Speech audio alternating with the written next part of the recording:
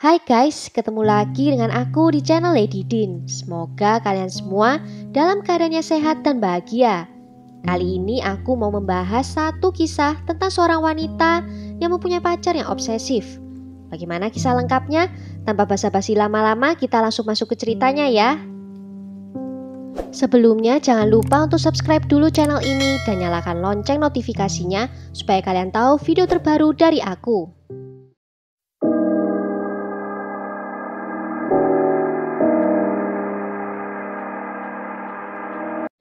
LaJoya McCoy adalah seorang penduduk asli Pasadena, California. LaJoya memperoleh gelar sarjana di bidang media, film, dan penyiaran pada tahun 2006 dan juga mendapatkan gelar master di bidang akuntansi pada tahun 2010. Di usianya yang ke-31 tahun, dia menjalani kehidupan yang baik. Sebagai ibu tunggal dari 2 anak, dia bekerja penuh waktu sebagai akuntan di Departemen Kesehatan Masyarakat Los Angeles dan merupakan pemilik butik Joya di Monterey Park. LaJoya adalah seseorang yang sibuk sepanjang waktu, tetapi dia bisa membagi waktu untuk anak-anak, keluarga, dan teman-temannya juga.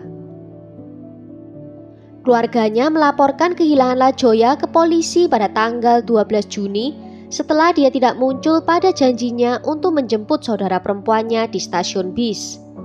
Karena itu, saat di tanggal 15 Juni 2015, saat belum juga ada kabar darinya selama berhari-hari, teman-teman dan keluarga menjadi khawatir.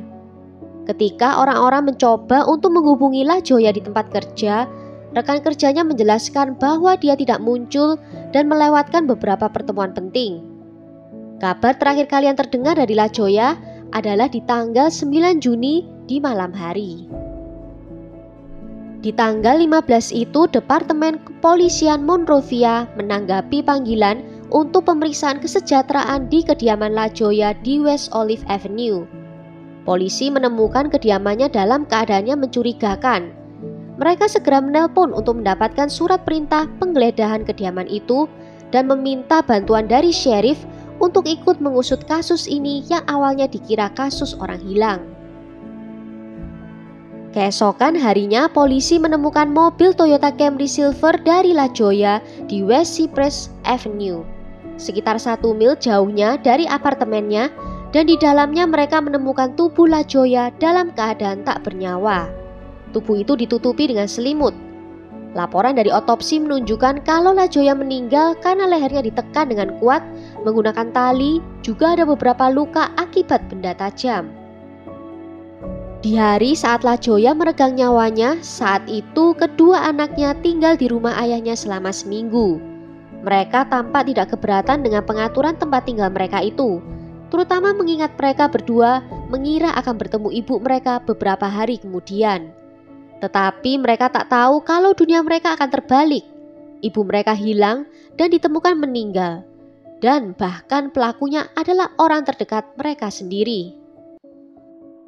Pada tanggal 27 Agustus 2015, lebih dari 1 bulan setelah kasus LaJoya ditemukan, detektif pembunuhan Sheriff Los Angeles menangkap Jose Roberto Turner yang berusia 45 tahun saat itu, mantan pacar dari LaJoya itu dan juga ayah dari 2 anak mereka.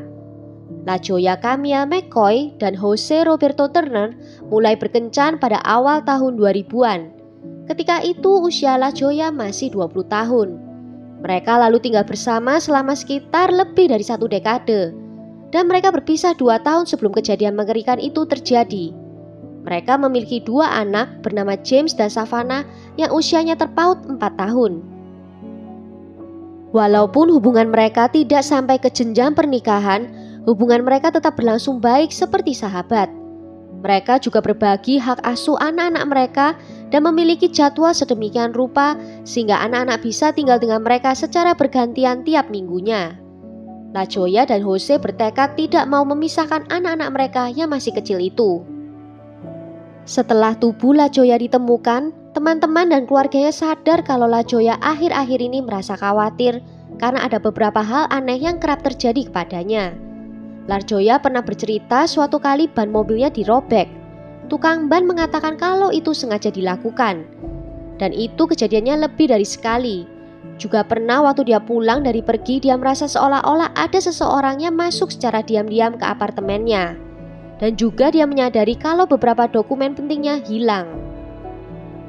Awalnya teman-teman semuanya berpikir kalau LaJoya itu salah menaruh dokumen-dokumen karena kesibukannya, mengingat semua tanggung jawabnya dan jadwal kerjanya yang begitu padat. Tetapi perkiraan teman-temannya itu semuanya salah. LaJoya sudah merasa kalau dia berada dalam satu masalah, tetapi dia tidak pernah berpikir sebesar apa masalah itu. LaJoya juga sempat menulis dalam sebuah catatannya di bulan Mei 2015, ada perhiasan, polis asuransi, dan akte kelahirannya hilang dari rumahnya. Ketika penyelidik menggeledah apartemen LaJoya, mereka menemukan noda merah di dinding kamar tidur dan penutup saklar lampu di kamar mandi yang setelah dicek cocok dengan DNA dari Yose. Setelah itu penyelidik mulai menyelidiki kehidupan pribadi dan barang-barang milik LaJoya, di mana mereka menemukan jejak keberadaan dari mantan pacarnya itu di mana-mana. Menurut seorang saksi, Jose menunjukkan perilaku seperti penguntit dan terlihat sangat cemburu saat LaJoya berada di dekat pria lain. Ternyata hubungan Jose dan LaJoya itu tidak berjalan begitu baik. Bahkan mantan pasangan itu sering terlibat perselisihan sengit seputar hak asuh anak mereka. Jose juga sempat mengancam kehidupan LaJoya sesaat setelah hubungan mereka berakhir. Menurut situs IMDb, Jose adalah seorang aktor dan penulis skenario yang menyutradarai dan berakting dalam film berdurasi 50 menit Jose Turner's Untold Urban Tales yang bercerita tentang seorang pria yang dapat melakukan perjalanan melalui berbagai dimensi untuk membawa kembali simpanan uang yang tersembunyi. Dan itu dilakukannya dengan sangat baik. Dia juga menulis dan menyutradarai drama A Fight for Love yang ditampilkan di Pasadena Playhouse pada tahun 2012. Dalam penyelidikan ditemukan kalau Jose juga memiliki jurnal di mana di situ dia sering melampiaskan tentang hubungannya dengan LaJoya. Walaupun dia tidak pernah menuliskan namanya, tetapi sangat jelas siapa yang dibicarakannya itu.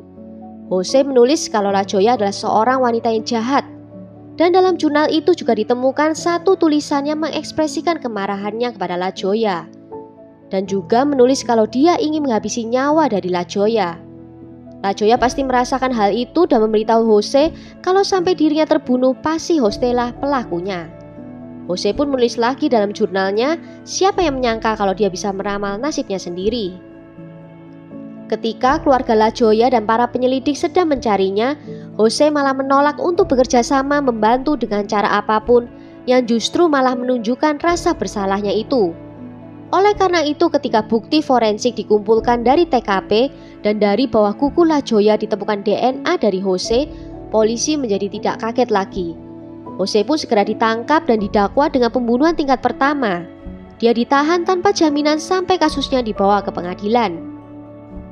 Hakim menolak pembelaan bahwa juri seharusnya tidak mendengar kesaksian dari mantan kekasih Jose yang menggambarkan Jose sebagai sosok yang suka mengendalikan dan melakukan kekerasan fisik selama hubungan mereka. Panel pengadilan mencatat adanya kesamaan antara tindakan yang dijelaskan oleh mantan pacar itu dan bukti terhadap Jose di pengadilan. Hal itu bisa disimpulkan kalau terdakwa terlibat dalam pola pelecehan yang sama terhadap kedua wanita. Dan dalam sebuah sidang singkat di tanggal 19 Juni 2017, dia dinyatakan bersalah atas semua tuduhan terhadapnya dan dijatuhi hukuman 26 tahun sampai seumur hidup di penjara pada tanggal 11 Juli 2017. Jose sempat mengajukan banding keesokan harinya, namun sampai saat ini bandingnya masih ditangguhkan. Departemen Permasyarakatan California mengungkapkan bahwa Jose saat ini ditahan di penjara negara bagian Kern Valley. Dia akan memenuhi syarat untuk pembebasan bersyarat pada bulan Juni 2036. Ketika Jose memutuskan untuk menghabisi nyawa LaJoya, dia tidak hanya membuat anak-anaknya tidak bisa tumbuh tanpa kasih sayang dari ibunya, tetapi dia juga mengambil kebebasan dirinya sendiri. Karena Jose telah dihukum atas kesalahannya, dia menjadi tidak bisa bertemu dengan anak-anaknya sampai mereka dewasa. Saat ini kedua anak itu berada dalam pengasuhan kakak laki-laki dari LaJoya, yaitu Victor McCoy yang tinggal di Los Angeles, California. Teman-teman berkumpul untuk mengenang LaJoya beberapa hari setelah pembunuhannya. Mereka bilang dia adalah ibu yang luar biasa dan seseorang dengan mimpi yang begitu besar. Seseorang yang masih muda dan penuh dengan kehidupan. Anggota keluarga menginginkan kisah La Joya ini diketahui orang banyak agar bisa menjadi pelajaran buat wanita muda lainnya untuk melihat tanda-tanda dan mampu untuk keluar secepatnya dari hubungan yang tidak sehat. Cerita hidup La Joya rencananya akan muncul dalam episode ke-16 dari seri Fatal Attraction musim ke-9 yang akan tayang di akhir tahun 2020. Well, sampai di sini dulu cerita kali ini. Bagaimana menurut kalian tentang kasus kali ini? Tulis ya nanti pendapat kalian di kolom komentar. Akhir kata, terima kasih karena sudah nonton video ini sampai akhir. Sampai jumpa di video berikutnya. Ciao!